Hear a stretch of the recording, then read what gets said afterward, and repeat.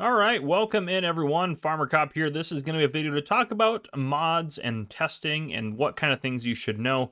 We'll go ahead and just jump right over to the blog here. It says regarding mods and testing, what you should know. So this will be coming out April 2nd when you guys are seeing this. It says about mods, info, and FAQ. And then we kind of have like a little summary here, which is the too long to read. That was funny they put that there. So this article addresses recent discussions about mod testing times. It explains why we support mods, how we test them, and what makes our approach unique. You will gain insights into the modding process, testing, procedure, and common issues, including mod conflicts and console limitations. Facts clarify basics for newcomers and more for experienced modders. So if you don't care about that, stop watching because you're going to waste your time.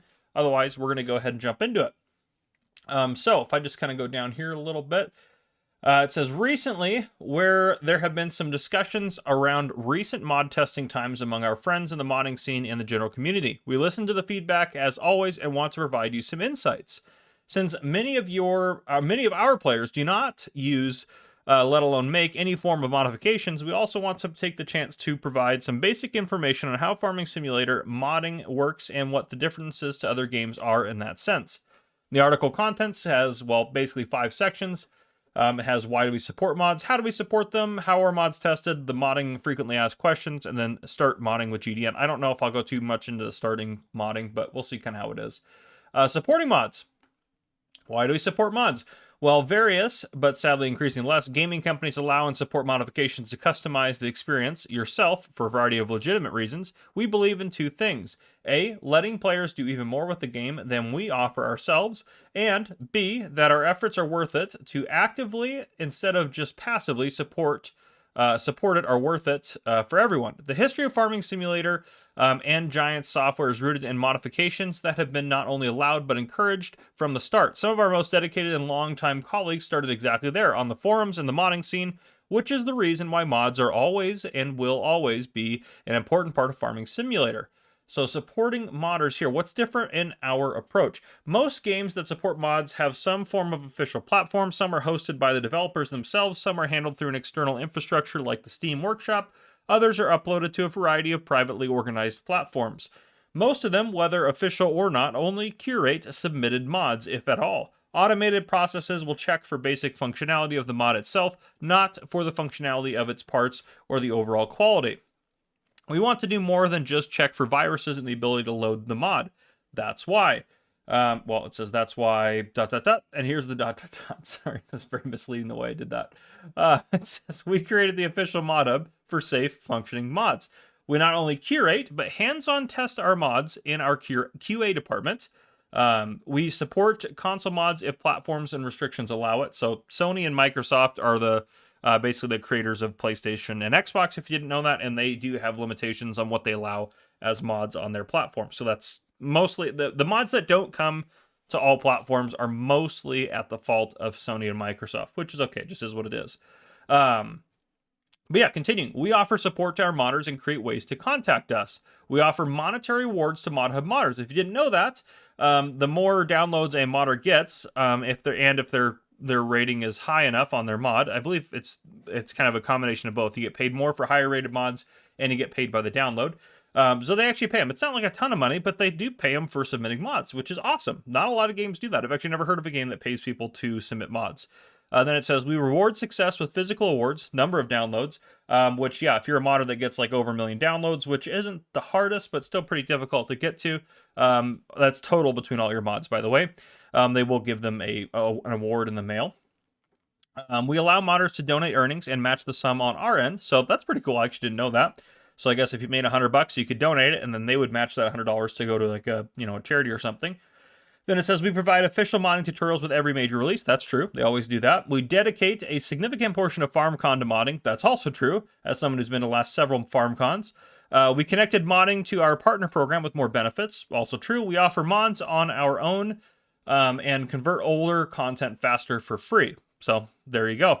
They have a lot of good stuff set up for mods. Now let's talk about mod testing. This is the process before a mod can actually come out on the ModHub, which this is probably what a lot of you guys have questions about and kind of why it takes so long and stuff like that. So, sorry, to get a quick drink of water. A lot of talking. My throat is a little scratchy. It says, let's look at the testing processes. Testing, no matter what, takes up quite a lot of time, whether it's a game, a DLC, or a mod. So far, we have tested over 1,500 modifications since FS25 was released, or Farming Simulator 25. This is done by our QA team alongside testing of patches, free content, upcoming content, and a lot of other responsibilities of game testers, other than analyzing and collecting bugs the way they do way more. Here's what the usual testing loop kind of looks like. So step one is mod creation and self-testing. Modders create a mod, test it on his own system, his or her, I don't know why it just says his, to make sure it works as intended. Once satisfied, the modder uploads the mod to the ModHub and submits it to the queue for testing. Step 2 is the queue and initial verification. Our ModHub team processes mods in the order they were submitted or last modified. No reservations. If a modder recalls their mod, it goes to the back of the queue.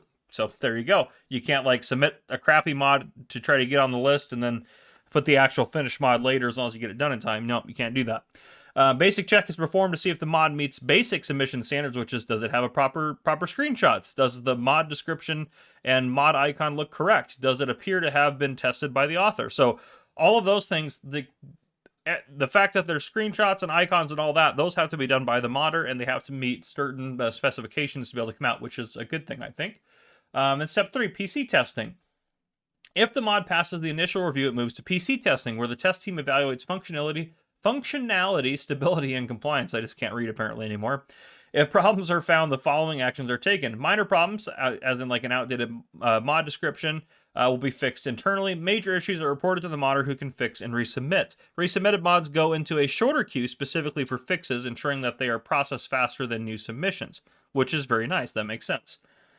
Then finally, if it passes PC testing, it goes on to console testing, if applicable. So once a mod passes PC testing, it moves on to console testing. If it is compliant for consoles, the console testing phase checks the shader compatibility. Any issues must be resolved before approval. Slot count calculations, which are handled automatically.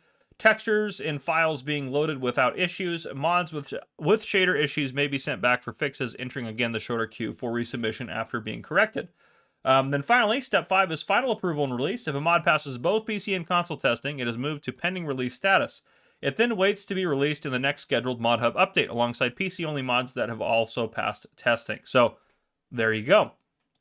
Pretty cool, actually. It's pretty good system. And honestly, I'm just going to go on a quick little tangent here. The people that are complaining that we don't have enough mods, I have never in my life seen so many mods get released regularly. Good Lord. Whenever I do my top 10, there are tons of mods out there. I know a lot of them are like conversions from FS22, and I know there's not like a lot of like new stuff that we've never seen before. I get that. But you can't really complain that we're not getting mods. Giants aren't the people that are making the mods. The modders make the mods. So if the modders aren't making new stuff and just converting things and submitting it, well, Giants just has resubmitted stuff or converted stuff to test. So I don't know. People, I think, are upset for no reason for some of this. I don't get why people are upset about mods, to be honest with you guys. Maybe you guys are. Let me know what your concerns are down in the comments. But here's the frequently asked questions. We answer some questions. Don't know anything about mods? Start here. Modder questions below. What are mods? I know nothing. Well, they're modifications, and they're all free. All mods are free. You should never pay for a farming simulator mod, period. If you have to pay for a mod, it's probably a sketchy site, and yeah, you can donate to your favorite modders to support them, but a modder should never hold someone hostage or request so many donations before they work on a project. I've seen modders do that. I think that's inappropriate. I don't think that they should do that. And then obviously the ModHub. I know I'm not reading these verbatim. I'm just going to answer these in a little quicker version. The ModHub is the official platform for where the mods are. It's in the game, so you don't download mods outside of the game. You load into the main screen, and then you access it from there. I have videos out on how to download mods and talking more about that, so you can check that out if you want to. And then next, this one's a good one. I'll probably read this one. I installed dozens or hundreds of mods. Why doesn't it work? With the base game, we have to make sure it works as intended, which sometimes requires patches due to the complexity that is software development. However, when players install mods, they are essentially modifying the game in ways we cannot predict or control. Expecting the game to work perfectly with an unlimited number of mods is unrealistic, because each mod changes the game's code, sometimes in ways that conflict with other mods. That's why we can't guarantee stability when mods are used. The more you modify a system, the more unpredictable it becomes. If you ever have a crash or game issue like that, don't immediately blame Giants. It's probably a mod, to be honest with you. Check and see if you recently installed any mods. It may not like crash right away if you install a new mod. It may have, you may have to do something in the game. So usually I recommend removing the most recent mods that you've installed, or loading the game up, save out, or loading the game save up without those, and seeing if that fixes the problem. Oftentimes it will. So just be aware of that. And it might just be because those mods pass testing, yes, but they don't test each mod with all of the other mods in the ModHub. We would never see mods again. They'd release like one mod a week. So they can't test it against all that. So mod conflicts are going to happen. Just be aware of that.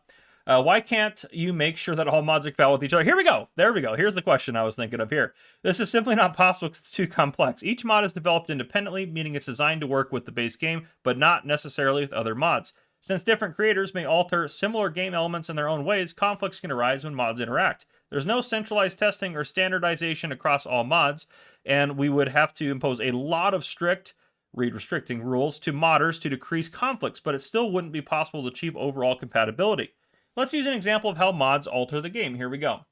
Imagine you buy a car from a manufacturer. It's been tested, fine-tuned, and its base functionality works as intended. Might require a firmware update for the AC to work or something, though. Interesting. Do they know what a car is? Now, let's say you decide to customize it, install a new turbocharger. I hate that they use this as an example. Anyhow, it could cause issues. I'm not going to read this. It's stupid. Can you give an example for mod incompatibility? Imagine one mod changes how the weather works by adding dynamic rain patterns, while another mod also tweaks the weather to make it more realistic, but in a different way. Both mods are compatible with the base game, yet when installed together, they might conflict. So, there you go. Why are some mods not available on consoles? All mods are automatically tested for console release, but there are guidelines by console manufacturers. Scripts are not allowed, and licenses have to be represented by the game brands not licensing for Farming Simulator, and are not able to be added on consoles through mods. So, yeah, there's just a lot of stuff there.